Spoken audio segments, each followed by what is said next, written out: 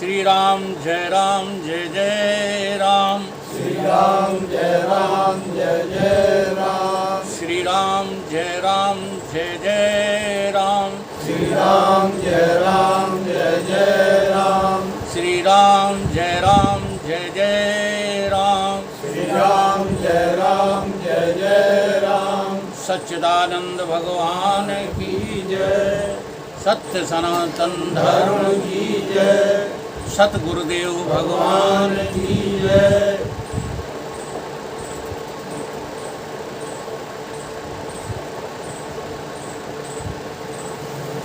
ये जो भी संसार दिखाई दे रहा है ये भगवान ने नहीं रचा, ये माया रचित है। ठीक है। अब इस माया को जो है शक्ति कहाँ से मिली है, चेतना कहाँ से मिली है? वो जो है भगवान से मिली है। उनके कई नाम हैं। भक्त उन्हें भगवान कहते हैं, जीव उनको ईश्वर कहता है, आत्मा उसे परमात्मा कहते हैं। परमात्मा आत्मा ये अंदर की बात है। आत्मा और परमात्मा ये एक कोटि के हैं। एक कोटि का मतलब इनमें कोई भेद नहीं है। आत्मा सोई परमात्मा, और जीव और ईश्वर एक कोटि के हैं। उपाधि से ईश्वर है और उपाधि से ही जीव है। अब भक्त और भगवान एक कोटि के हैं। भक्त भगवान एक दूसरे से जुदा नहीं है। हाँ। उपासना की जो है उपाधि से तो भक्त है, और उपास्य की उपाधि से भगवान है। इस गहराई को समझना तब आएगा जब हम माया के जो है पार हों। हम माया अधीन रहते, हम मायाधीश को समझना चाहें तो कैसे समझ पाएंगे? हैं? गांव की एक कहावत है, थोड़ा हम उच्च शब्दों में कहेंगे। गांव वाले तो ऐसी कह देते हैं कि लोग बात शर्मा जाते हैं। हम कहेंगे, खाएं तो किसी और का, तो बजाएं किसी और की। ऐसा ही हम लोगों का चल रहा है। ईश्वर के बिना तुम्हारा जीवन नहीं है, और तुम माया के चक्कर में फिरते रहते हो। माया के चक्कर में पड़कर बहुत बड़ी हैरानी, और अलख राम वे पार उतर गए, जिन जिन गुरु की मानी, और नहीं तो खोए दई जिंदगानी। अब ये माया को जब तक समझ नहीं पाओगे तब तक इसका चक्कर छूटेगा कैसे?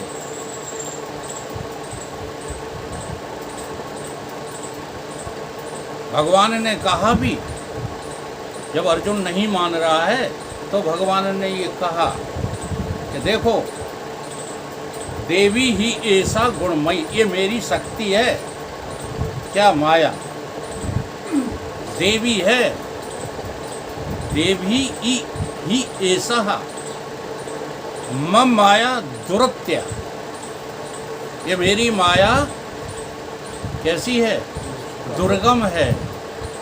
जैसे हिमालय की चढ़ाई दुर्गम होती है ना, ऐसे ही माया को जो है जानना सबसे कठिन काम है। यह माया तुम्हारा कबाड़ा कर देती है। तुम बहुत बड़े ज्ञानी बने रहते हो और कबाड़ा कर देती हो। तो माया के प्रति जो है सजग रहना। ये मेरी दो शक्तियां हैं, परा और अपरा। इसी का नाम तो है माया। अब इसके दो भाग कर दिए हैं, एक जड़ शक्ति, एक चेतन शक्ति। गीता में ये विषय आया है। जड़ शक्ति कौन सी है? 5 तत्व अपरा। ये सब अपरा में दिख रहा है, जो कुछ दिख रहा है।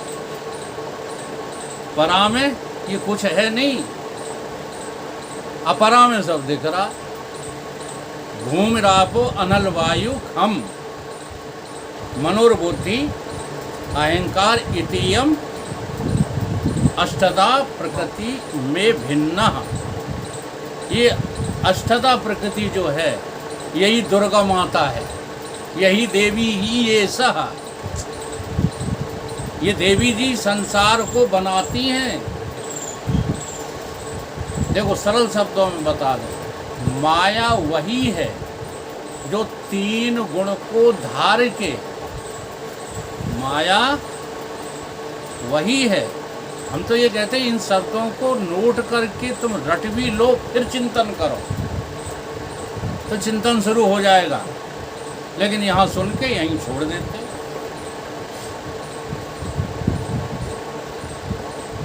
माया वही है जो तीनों गुण को धार करके, यानी तीनों गुण को जिसने धारण किया है वो है माया। नाना नाम रूपों में उपजे और विनष्टि है, तीन गुणों से नाना नाम रूपों में ये पैदा हो जाती है और विनष्ट हो जाती है, पैदा हो जाती है और नष्ट हो जाती है। ये माया का खेल चल रहा है।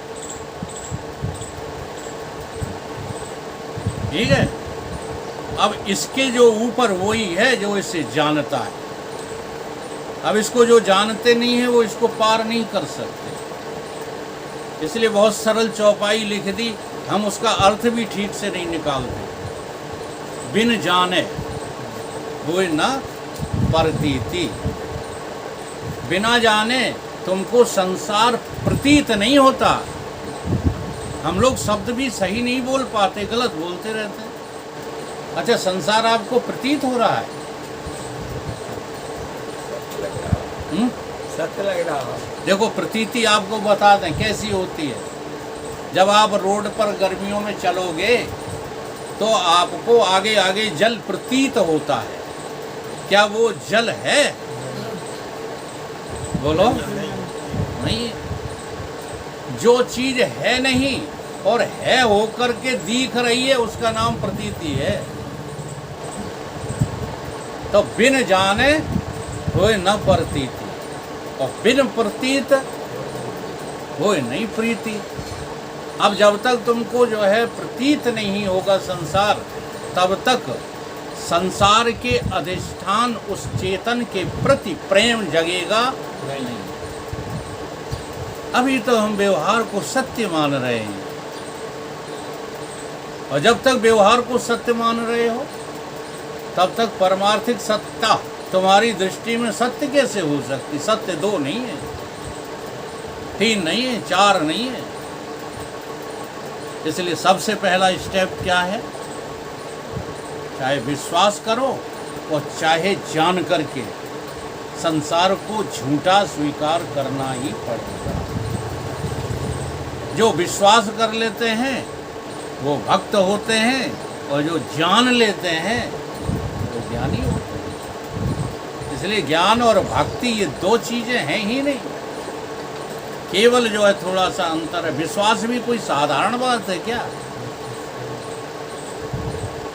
गुरु के प्रति जो है आस्था साधारण बात थोड़ी है। शंकर भगवान साक्षात प्रकट हो गए। जिसने विश्वास कर लिया वो कौन हो गया? शंकर। जिसने विष पिया बना शंकर, जिसने विष पिया बनी मीरा। विष पीना कोई आसान काम है? अभी तुम्हें विष नहीं लग रहा, हम और आप सब लोग जो है पान कर रहे हैं संसार के भोगों का विष समझ करके। हमारे डॉक्टर साहब बैठे हैं, अभी हाल कहेंगे, देखो उपदेश दे रहे थे विष का और विष ही खाए रहे हैं। गुजिया खाएंगे, मानेंगे नहीं। क्या खा रहे? विष। ये बंद करो। तो इसी प्रकार से जैसे डायबिटीज वाले सीरियस मरीज देख पाते हैं। ये उदाहरण है, नहीं तुम सिद्धांत में ले जाके और जो है जो कुछ सुन रहे वो भी सुनना बंद कर दो। बड़ा गजब होता है। कभी कभी इतने बड़ी शंका खड़ी हो जाती है कि जहाँ आस्था हमको थी वो तुरंत टूट जाती है। इसका हम एक जो है साक्षात दृष्टांत बताएं। एक बार की घटना, मैंने विचार सागर जैसा ग्रंथ, इसको फेंक दो यार, ना बने तो बाबा का है, उसको वो कर दो ना, फ्लाइट मोड पे कर दो।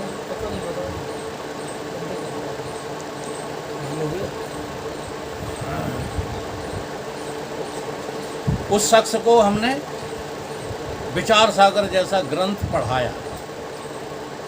वो गांजा पी करके पढ़ते थे, फिर भी हमें कोई एतराज़, हम बदनाम हुए।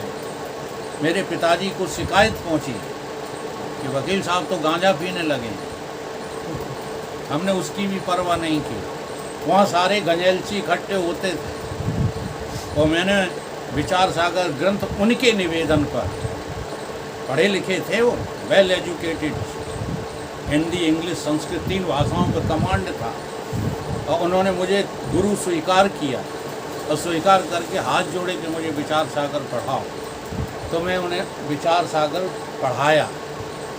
उसके उपरांत भी एक दिन की घटना, हम अपनी पत्नी के साथ कार से, और उसमें प्रमोद जी और प्रमोद जी की जो है मिसेज, बहन जी हमारी आशा जी, 4 लोग उतरे हैं। शायद इन्हीं की गाड़ी थी।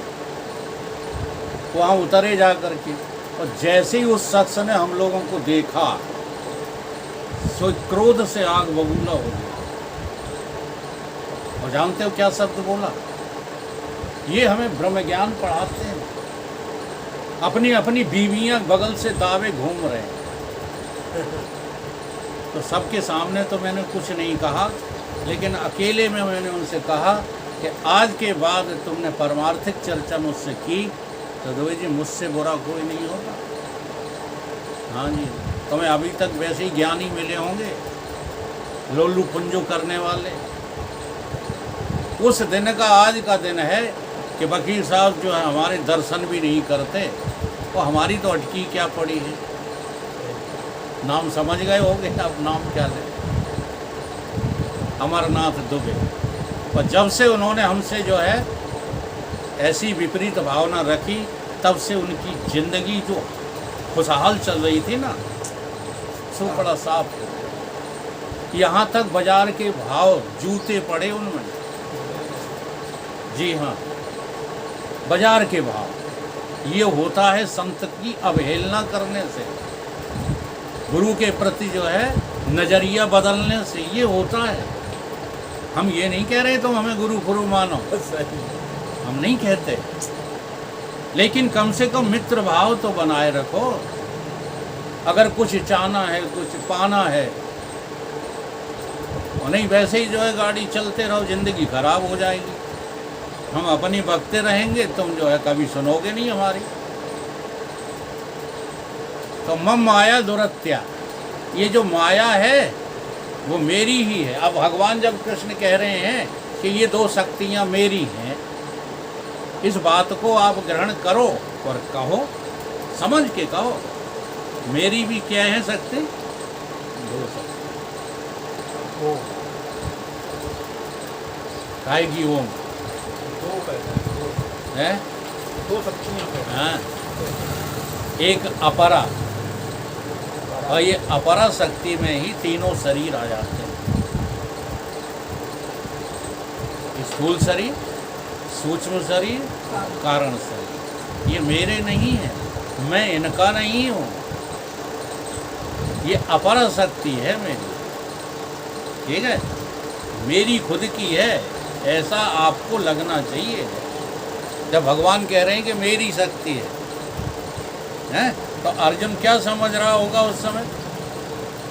कि अर्जुन ने ये समझ लिया कि ये मेरी शक्ति है।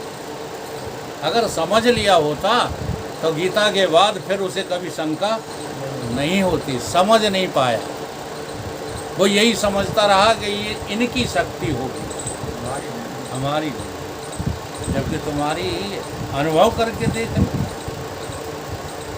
ये जो छितजल पावक गगन समीरा, ये तुम्हारे जो है पास है कि नहीं है? तुम्हारी शक्ति से ये बना है कि नहीं? स्थूल सूक्ष्म बना है कि नहीं? बोलो, कैसे बना है ये? इसी से बना। और दूसरी शक्ति है मेरी, वो जीवा शक्ति है, जो चेतन की चेतनता है, जो जल की लहर है। अब वो एक लहर जब भ्रमित हो जाती है तो अनेक हो जाती हैं। अब बाहर का दृष्टांत और अंदर का बराबर कैसे घट जाएगा? सबसे पहले ईमानदारी से बताओ, लहर एक ही उठी होगी कि एकदम अनेक उठ गई? जहाँ से भी स्टार्ट हुई होगी लहर का उठना, नहीं अगर आप जो है अनुभव कर पा रहे हो तो तालाब के किनारे खड़े हो करके देख लेना। पहली लहर उठती है, उसके बाद दूसरी तीसरी उठती चली जाती है, लेकिन पहली लहर वो जल की ही है कि जल से पृथक है? उसी का नाम है जीवा शक्ति, और ये मेरी पराशक्ति है। इस पराशक्ति से ही हम अपराशक्ति से संयोग करते हैं। मेरा खुद का संसार से कुछ लेना देना नहीं है, ये गैर विषय है, इसको समझना है। अब हम ये कहते हैं कि ईश्वर की क्या अटकी पड़ी थी? कि कोई अटकी नहीं पड़ी है। ये तो जो है चेतन से जड़ होकर, जड़ से चेतन होकर के दिखना एक विधि का विधान है, बाकी कुछ नहीं। विधि का विधान जान। अब ये भजन क्या कह रहा है? विधि के विधान को जानोगे बिना जाने? विधि का विधान जान। अब जब जानोगे तो हानि नहीं लगेगी, लाभ नहीं लगेगा। हानि लाभ सही है। और बिना जाने हानि में तुम्हारे जो है हार्ट अटैक होंगे, हानि में तुम्हारे जो है हाइपर टेंशन होगा, और लाभ में खुशी का ठिकाना नहीं रहेगा। हो सकता है उस खुशी में ही हार्ट अटैक हो जाए, हो जाएगा कि नहीं? इसलिए माया के स्वरूप को जान, और माया के स्वरूप को जान करके जब तुम देखोगे तो अपने को माया से पृथक पाओगे। और इसकी एक ही विधि है, वो उसी श्लोक में भगवान कृष्ण बता रहे हैं। क्या कह रहे हैं? माम एव प्रपदन्ते, जो मेरी शरण में आ जाता है। अच्छा, जैसे वर्षा हो रही हो तो उस वर्षा से बचने के लिए किसकी शरण लोगे? छाया की शरण लोगे कि नहीं लोगे? अगर ठीक मकान में पहुंच गए तुम तो भिगो पाएगी वर्षा तो नहीं। यही भगवान कह रहे हैं, माम एक शरणम ब्रज, मेरी शरण। अब मेरी शरण का मतलब है मैं की शरण, और तुम्हारे पास मैं है कि नहीं है? एक मैं तुम्हारी व्यापक है और एक मैं तुम्हारी परिच्छिन्न है। इन दोनों मैं पर जो है विचार करो तो जो परिच्छिन्न मैं है ना, वो माया के अधीन है, और असीम जो मैं है माया उसके अधीन है। देखो जरा, ये बहुत गहन विषय है। माया के स्वरूप को समझो, माया की फिर दूसरी बहन के स्वरूप को समझो। एक माया, एक अविद्या, ये उसी की बहन है। अविद्या माने मलिन माया, और कोई थोड़ी ही है, उसकी सगी बहन है, लेकिन है कैसी? मलिन। मलिन का मतलब होता है तीनों गुण हैं तो वहाँ लेकिन वहाँ जो शुद्ध सतोगुण होता है वो दब जाता है और रजोगुण तमोगुण उस पर हावी हो जाते हैं। उसको कहते हैं अविद्या। और तुम्हारी जो प्रकृति बनी है वो अविद्याकृत है, वो मायाकृत नहीं है। क्या है महाराज? प्रसाद तो दे, इधर आओ, ये गुजिया दे देना इनको, दे दो दे दो दे दो दे फटाफट, इसमें से एक गुजिया दे।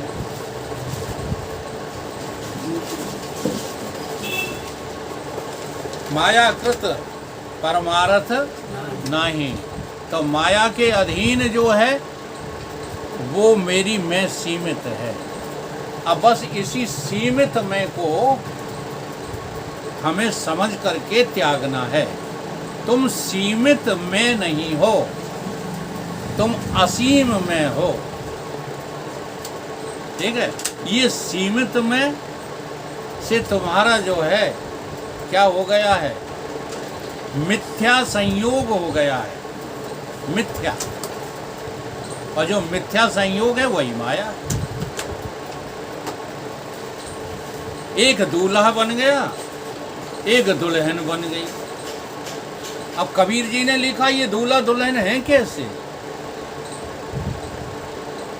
कैसे हैं कि दुल्हन सब जग का काम करे, दूल्हा पूरा गोबर गणेश। भीतर देखो ना, एक काम करती रहती है तुम्हारी मैं, तुम्हारी मैं स्वप्न की रचना करती है, तुम्हारी मैं सोती है, तुम्हारी मैं जग जाती है। ये जागृत स्वप्न सुसुप्ति एक तुम्हारी सीमित मैं है। अब इस सीमित मैं को तुम जान रहे हो कि नहीं जान रहे? छोटा सा जो है साधन है और इसी को हम नहीं करते। दुनिया भर के जो है कामों में लगे रहते हो, लेकिन ये छोटी सी साधना उनसे नहीं की जाती, क्योंकि विश्वास नहीं है, श्रद्धा नहीं है, और कोई बात नहीं। जितना श्रद्धा और विश्वास हमें जगत के काम करने में है, उतनी श्रद्धा और विश्वास परमार्थ को प्राप्त करने में है ही नहीं, चाहे जितनी डींग मारो। क्योंकि श्रद्धा और विश्वास से ही काम बनता है, दूसरी कोई और जो है विधि है नहीं काम बनाने की। अब देखो तमाशा तुम्हारा ही तो हो रहा है। दुल्हन सब जग का काम करे। दुल्हन कौन? जो सीमित प्रकृति है वो दुल्हन है, जो असीम आत्मा है वो दूल्हा है। दुल्हन सब जग का काम करे, ये कबीर ने अपनी तरफ से बना के नहीं कहा, गीता प्रमाणित करती है। प्रकृति क्रियामाणान गुण कर्म सर्वस्य, अहंकार विमूढ़ आत्मा कर्ता अहम इति मन्यते। ये विमूढ़ आत्मा का मतलब जिस आत्मा को आत्मा का ही पता नहीं है वो सीमित हो गया। अब सीमित होके अपने को क्या देख रहा है? कर्ता देख रहा है, भोक्ता देख रहा है, करने वाला समझ रहा है, भोगने वाला समझ रहा है, सुखी होने वाला, दुखी होने वाला समझ रहा है, कष्ट वाला समझ रहा है, धनवान समझ रहा है, गरीब समझ रहा है, छोटा बड़ा समझ रहा है। ये कौन समझ रहा है? सीमित में। ये असीम में का लक्षण नहीं है। जब असीम में तुम्हारी समझ में आ जाएगी तो ये सारी समझ तुम्हारी दो कौड़ी की रह जाएगी। दुल्हन सब जग का काम करे, दूल्हा पूरा गोबर गणेश। ये रूप बदलती रहती है, देखो कितनी जल्दी जल्दी बदलती है। बदलती है कि नहीं? बचपन, जवानी, बुढ़ापा और टें, ये कौन बदल रहा है रूप? दुल्हन, जागृत, स्वप्न, सुसुप्ति, ये कौन बदल रहा है? दुल्हन। दुल्हन माने प्रकृति, माया, अविद्या, ये रूप एक ही के नाम है। ठीक ढंग से समझना चाहो तो मन, माया, प्रकृति, संसार एक ही के चार नाम है। जो मन है वही माया है। माया मरी न मन मरा, मर मर गए शरीर। आशा तृष्णा ना मरी, सो कह गए दास। अगर मारना है तो इस माया को मारो। हाँ, तुम्हें और किसी को मारने की जरूरत ही नहीं। और ये माया मरेगी जानकर, इसको मारने का कोई उपाय नहीं है। केवल तुम जो है विवेकपूर्ण ढंग से ये जान लो कि तुम्हारे ही शरीर में दो मैं बैठी हुई हैं। कल भी मैंने इसी पर प्रवचन किया था। एक प्रकृति की है, हाँ, अब ये है अनमेल, इनमें कोई मेल नहीं है अनमेल। फिर मेल कैसे? ये दूल्हा दुल्हन है कैसे? दुल्हन बड़ी चतुर सुंदर। दुल्हन कैसी दिखती है? हाँ, मनोहर रूप दिखता है इसका, चमचमाता हुआ रूप दिखता है इसका। लेकिन जो है दूल्हा कैसे है? वैसे ही के वैसे। दुल्हन बड़ी चतुर सुंदर, ये उसी पुराने रंग का है, इसने कोई रूप नहीं बदला। ये रूप बदलती रहती है, वही पुराने ढंग का। एक है, जरा ध्यान देना। कौन? असीम में है। असीम में का मतलब भगवान है, ब्रह्म है, चेतन है। एक है और दूसरा है ही नहीं, दूसरी है नहीं। इसकी क्या परिभाषा है? जैसे अभी जो है जिद कर रहे थे, संसार है। अच्छा, नहीं की परिभाषा क्या है और है की परिभाषा क्या है? नहीं उसको कहते हैं जो कभी दिखता है और कभी नहीं दिखता। जो कभी दिखे कभी न दिखे, वो क्या है? नहीं। ये परिभाषा झूठी नहीं है, अनुभव करके देख लो।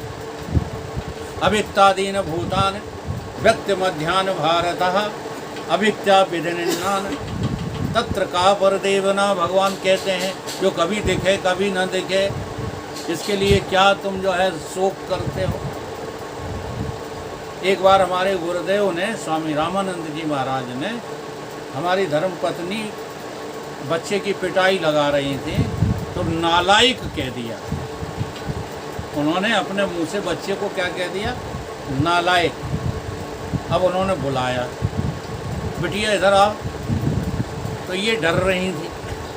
इन्होंने सोचा कि हमने बच्चे को नालायक कह दिया या मारा पीटा, इसलिए स्वामी जी नाराज होंगे। उनकी नाराज नहीं होंगे। आप बिना शब्द को जाने क्यों बोलती रहती हो? क्या है महाराज? उन्हें नालायक किसको कहते हैं? नालायक की परिभाषा क्या है? आप सीपीयूपी गुम। नालायक जानते हैं किसको कहते हैं? जो किसी लायक नहीं है। हाँ, देखो कैसे कैसे ज्ञानी बैठे। जरा देखो, उदाहरण से समझो उसको। केवल रट करके ये कह देना कि ब्रह्म ही नालायक है, फिर उस नालायक की संगत में क्यों नहीं रहते? लायकी के पीछे क्यों पड़े रहते हो? हैं? लायकी के पीछे इतने पड़े रहते हो, अगर खुद भी परेशान हो तो हमारी गुजिया पकड़ ले, खाइयो मत। हम ये नहीं कह रहे हैं कि आप गलत हो, आप बिल्कुल सही हो अपनी जगह पर, लेकिन हम भी अपनी सही जगह पर गलत नहीं। ये मरी मराई पुखिया को जो है पाल पाल के करेंगे क्या? इसे चैन से रहने दो। चैन का मतलब जानते हो? ये हमने प्रैक्टिकल किया है किशन जी, हम झूठ नहीं बोलते। जब हम गहरा जो है परहेज कर दिया तो सीढ़ियों पे चक्कर खा के गिर पड़े। तब उस डॉक्टर ने कहा मीठा खाओ मीठा, तब मुझे खाना पड़ा।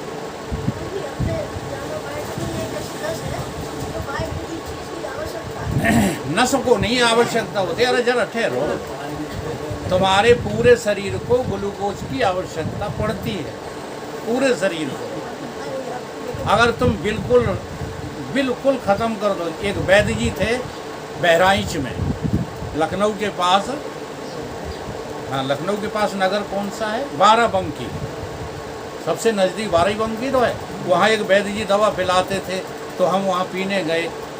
पहले तो जो है नंबर ही शाम को आया, 500-600 आदमी लगा लाइन में। वो वैद्य जी ऐसे एक आदमी से कम 15 मिनट बात करते, और पढ़ा लिखा मिल जाए तो कहो आधा घंटा। अब हम पढ़े लिखे थे, हमने थोड़ा प्रश्न कर दिए, तो वैद्य जी ने जो है जो बात बताई, हाँ, वो वाकई में बहुत इम्पोर्टेंट बात है। उन्होंने कहा मरता हुआ आदमी डाउन में मरता है कि अप में।